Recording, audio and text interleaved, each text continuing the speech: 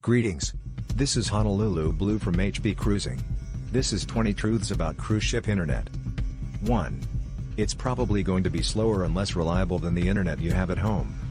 Broadly, the satellite internet access that you'll find on the ship will have speeds of 1 to 10 megabits per second down and up, with pings in the 150 to 800 milliseconds range. This isn't good enough for action games, but less demanding online games should work. The higher speed ranges will stream okay at the lower sharpness levels if your particular plan allows streaming. You'll have to decide if you can stand watching streams at that lower level. It will be fine for checking email and browsing most relatively undemanding websites. Starlink could change things. It's being installed on cruise ships in the Royal Caribbean Group. Scattered reports of its trials show high speeds compared to other cruise ships and relatively low ping. 2. It's probably going to be much more expensive than the internet you have at home. In order to figure out how bad a deal most internet packages are, let me describe one of the better ones. For Princess cruisers with status, Platinum or above, they can get internet access for a single device for the full cruise for $5 per day. This adds up to about $150 per month. Do you pay more than this for your internet access at home? You probably do not. If you do, your speed is almost certainly far faster than Princess can provide. 3. Many factors affect internet speed. Some factors include how many users on your cruise are using it, how many other users are using the satellite, the number of satellites covering your area, the weather, how many obstructions are in the way, where you're trying to use the internet, and many more. 4. If possible, head for an upper deck with a clear line of sight to the sky. 5. Interior cabins and rooms are the worst places for internet access. 6.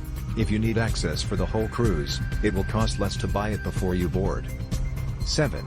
Consider other ways to get internet access in port. Cell phones and some tablets can grab a 4G or 5G signal if it's available.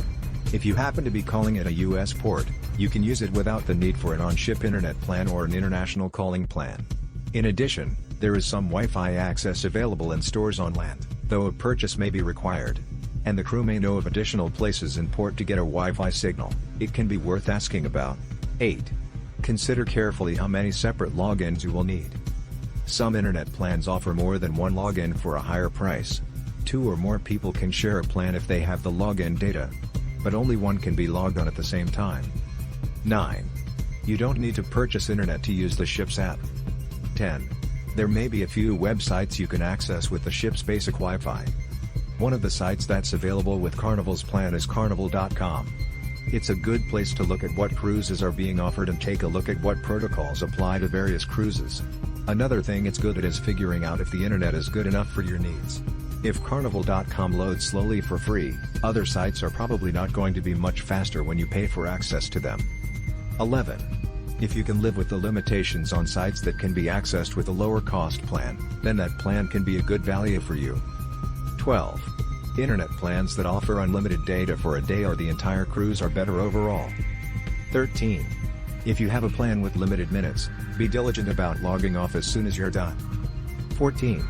If you have a plan with limited minutes or data, do as much work as possible offline. 15. If you have a plan with limited data, try to seek out sites that are designed for mobile browsers. 16. Consider buying a single day's worth of internet midway through the cruise.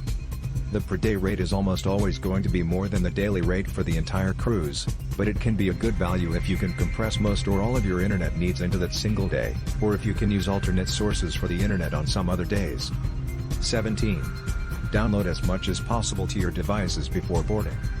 18. Some sites may be blocked or restricted, plan accordingly. For example, on Carnival, my experience was that gambling sites and adult sites are blocked. Other lines may have different restrictions. If sites in restricted categories are essential to your internet experience, then you'll either have to live without them, or do without internet access entirely. 19. Some times are better for access and speeds than others. I have found that accessing the internet between 4 and 10 p.m. local time offers the worst experience, because it seems that the most people are using the ship's internet. I've had the most success in best speeds between midnight and noon. Like most things involving cruise ship internet, your mileage may vary. 20. Ask for a refund if the ship's internet doesn't meet your needs. Whatever you decide to use for your internet access while cruising, if you choose to use any at all, I hope these tips have been helpful for you. Happy cruising! Thank you for watching. Please like this video and subscribe to this channel so that you and others can get easier access to this content that's mainly about solo cruising and music-themed cruises.